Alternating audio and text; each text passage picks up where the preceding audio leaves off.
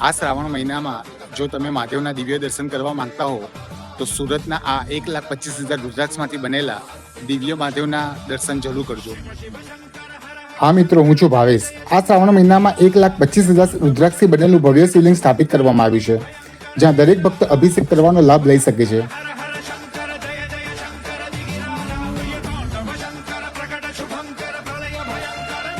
આ મંદિરનું બીજું સૌથી વિશેષ આકર્ષણ છે સહસ્ત્ર કોટિલિંગ શિવલિંગ, કે જેમાં એક જ શિવલિંગમાં 1,011 નર્મદેશ્વર શિવલિંગોની પ્રતિષ્ઠા કરવામાં આવી છે અને તેની ઉપર સ્વયં સ્ફટિક શિવલિંગની સ્થાપના પણ કરવામાં આવી છે.